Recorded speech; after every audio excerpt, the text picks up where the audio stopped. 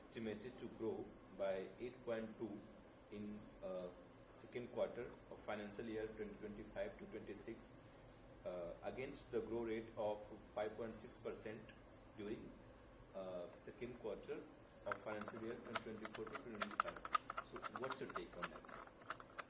Well, yes, as you rightly said, these are very impressive numbers. Real GDP growth of 8.2% in Q2 has come in, and what is more striking is that these numbers have come in on top of a 7.8% growth in Q1, clearly suggesting important growth momentum. Highest growth in 6 quarters, certainly very achievable, very remarkable. This growth was driven by services, 9.2% growth, and manufacturing, which grew by 9.1%. The growth in manufacturing was particularly significant because on a YOY basis, on a year-on-year basis, this grew by 2.2% last year. So services and manufacturing were the two important growth drivers.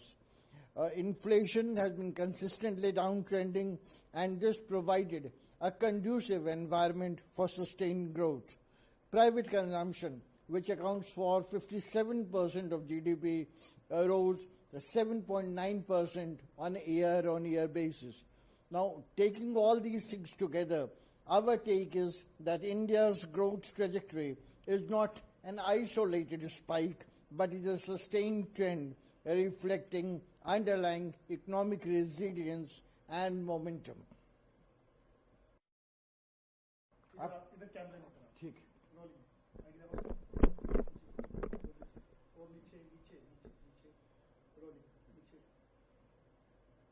Sir वित्त वर्ष 2025-26 में जो दूसरी तिमाही है उसका वास्तविक जो जीडीपी ग्रोथ है वो 8.2 की वृद्धि से वृद्धि होगी ऐसा अनुमान लगाया गया है, जबकि वित्त वर्ष 2024-25 की जो दूसरी तिमाही की वृद्धि है 5.6 है। आपका इस पे क्या कहना है सर, क्या इसका इफेक्ट पड़ेगा?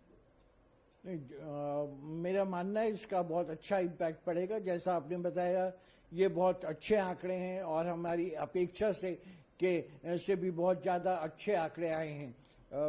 हम लोग का अनुमान था, ज़्यादातर अर्थशास्त्रियों का अनुमान था कि 7.2, 7.3 के आसपास रहेगा, लेकिन उससे भी ज़्यादा बढ़ के 8.2% की बढ़ोतरी हुई है, जो बहुत स्वागत योग्य है। ये क्रम को ये भी देखना होगा, ये सबसे ज़्यादा वृद्धि है पिछले 6 तिमाहियों में, जो एक बहुत अच्छा संकेत देता है अर्थव्यवस्था के लिए। अगर हम इसका बारीकी से विवेचना करें, विश्लेषण करें, तो हम पाएंगे सर्विसेज में 9.2% की बढ़ोतरी हुई है, मैन्युफैक्चरिंग में 9.1% की, और मैन्युफैक्चरिंग का ये जो काफ़ी तेजी से बढ़ा है, ये बहुत ही स्वागत योग्य है, इसलिए कि पिछले साल के मुताबिक पिछले साल ये 2.2% की वृद्धि हुई थी। अब इन्फ्लेशन, मुद्रास्फीति लगातार बहुत निचले स्तर पर रही है। अगर आप अक्टूबर 25 के आंकड़े देखेंगे, 20-25 में 0.2% के इस नीचे के स्तर पे आ गया था। तो नीचे स्तर पे रहने वाली मुद्रास्फीति ने भी एक इस वृद्धि को बढ़ावा देने का एक उचित माहौल बनाया है। प्राइवेट का फाइनल कंजम्पशन, जो कुल जीडीपी का तकरीबन 57% बढ़ता है, उसमें 7.9% की वृद्धि हुई है, जो फिर से बहुत ही स्वागत योग्य है।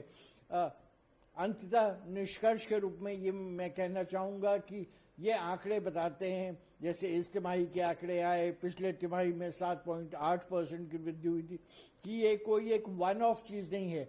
हम एक लगातार सतत विकास के पथ पर अग्रसर हैं, और ये आर्थिक विकास की दशा और दिशा को उचित रूप से दर्शाता है कि हमें हमारी अर्थव्यवस्था में काफ़ी फ्लेक्सिबिलिटी है, रेजिलियंस है, मोमेंटम है, और इस तरह का एक तेजी से बढ़ता हुआ भारत विश्व में अपनी स्थिति को और मजबूत करेगा।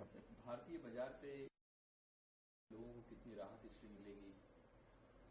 भारतीय बाजार में अगर आप देखें तो अभी कुछ हाल में बहुत सारी घटनाएं हुई। जीएसटी में बहुत ही अच्छी कटौती हुई थी, 4 स्लैब से 3 स्लैब, बहुत सारी चीज़ों को नीचे के स्लैब में लाया गया। उसके अलावा प्रत्यक्ष कर के दरों में, इनकम टैक्स रेट्स में काफ़ी अच्छी कटौती हुई थी। तो इन चीज़ों की वजह से अगर आप दिवाली के समय का देखें तो उस दिवाली के समय में तकरीबन 6.5 लाख करोड़ की खरीदारी हुई, जो बहुत एक अनप्रेसिडेंटेड था, अप्रत्याशित था। तो इन सब चीज़ों को हमें देखते हुए लगता है कि इन्फ्लेशन में कमी हुई है, लगातार जीएसटी में बहुत रिलीफ मिला है, इनकम टैक्स की दरों में रिलीफ मिला है। इन सब चीज़ों से आम आदमी को काफ़ी कुछ राहत मिली है।